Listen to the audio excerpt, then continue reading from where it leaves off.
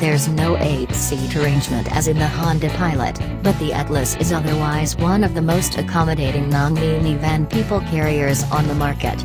The second row bench is nicely padded and, when slid to its rearmost position, has sufficient space for adults to cross their legs. The third row is easy to get into thanks to a fold and slide function for the second row that creates a generously sized portal.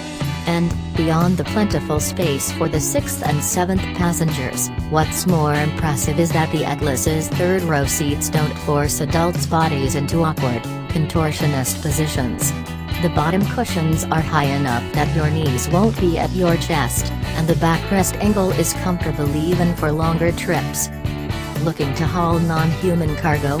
The Atlas continues to please. There's a useful 21 cubic feet of space behind the third row, a cavernous 56 cubic feet behind the second row, and a downright massive 97 cubic feet with all seatbacks folded to create a continuous, flat floor. Each of those figures is near the top of the class.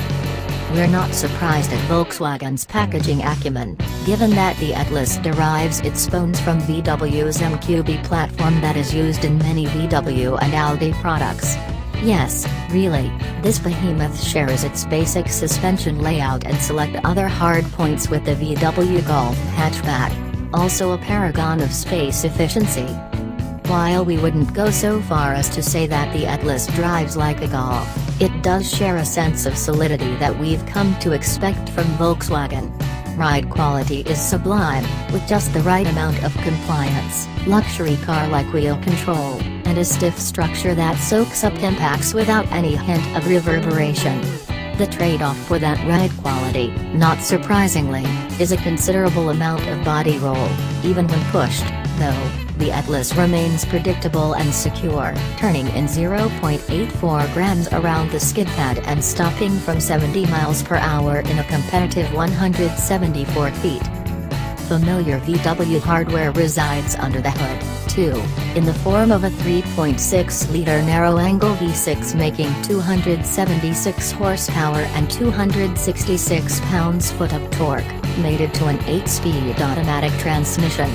This drivetrain proved less than energetic in our fully loaded, all-wheel drive Atlas Cell Premium test car, motivating its 4,728 pounds to 60 miles per hour in a lackadaisical 7.9 seconds. The Honda Pilot and the GMC Acadia are nearly 2 seconds quicker. The Atlas also lags in fuel economy, averaging 19 miles per gallon in our hands and 24 miles per gallon in our real-world 75 miles per hour highway fuel economy test, in which the V6 Pilot and the turbo 4-cylinder Mazda CX-9 recorded 26 miles per gallon. The Atlas soon will offer a more efficient turbocharged 2.0-liter inline-4 but only with front drive and on lower trim levels.